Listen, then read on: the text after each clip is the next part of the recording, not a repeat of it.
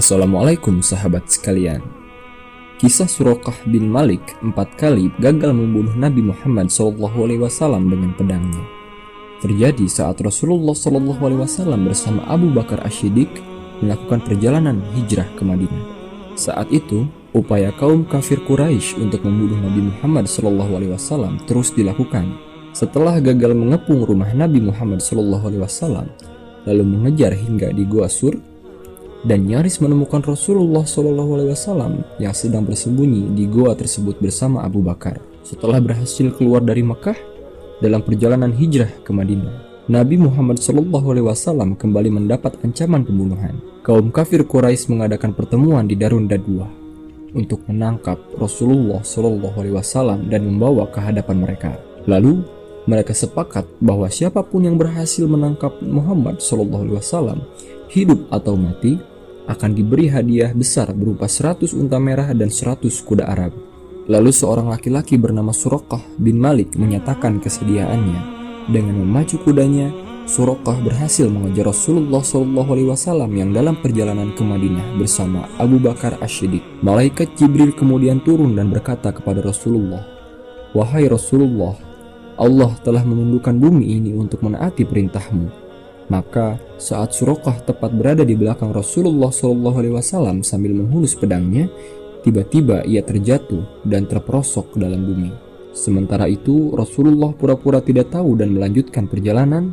Lalu Suraqah memanggil, "Hei Muhammad, tolonglah aku. Aku tidak akan membunuhmu. Mari kita berdamai." Rasulullah SAW pun menolong Suraqah. Setelah selamat, Suraqah yang sudah terobsesi dengan hadiah 100 ekor unta kembali menghunuskan pedangnya. Saat ujung pedang Suraqah hampir mengenai kulit Rasulullah, tiba-tiba Suraqah kembali terperosok ke dalam bumi untuk kedua kalinya. Suraqah pun berteriak dan meminta tolong kepada Rasulullah, dan Rasulullah pun menolongnya lagi. Setelah selamat, Suraqah pun mendekat dan bersimpuh di hadapan unta yang dikendarai Rasulullah, seraya berkata, "Wahai Muhammad, beritahukanlah kepadaku tentang Tuhanmu. Sekiranya dia memiliki kekuasaan sehebat itu, apakah Tuhanmu terbuat dari emas ataukah perak?" Rasulullah pun menundukkan kepalanya, dan malaikat Jibril pun datang membawa wahyu, yakni surat Al-Ikhlas, sebagai jawaban atas pertanyaan Suraqah. Kisah tersebut disebutkan dalam hadis sahih Imam Muslim. Syubhah berkata, "Saya mendengar Abu Ishaq Al-Hamdani, dia berkata, saya mendengar Al-Bara berkata, ketika Rasulullah SAW berangkat dari kota Mekah menuju Madinah, Suraqah bin Malik bin Jushum mengejarnya dari belakang."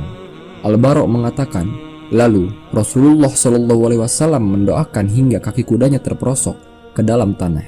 Suraqah lalu berkata, "Mohonkanlah kepada Allah agar saya dapat terlepas dari kecelakaan ini dan saya tidak akan mengganggu Anda lagi."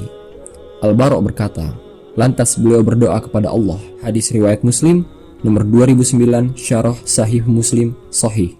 Beberapa tahun setelah Nabi Muhammad SAW hijrah ke Madinah dan kembali ke Mekah dalam peristiwa Fathu Mekah, Suraqah langsung menyambut kedatangan Nabi Muhammad SAW dengan menyatakan diri masuk Islam karena terkesan dengan akhlak beliau. Wallahu a'lam.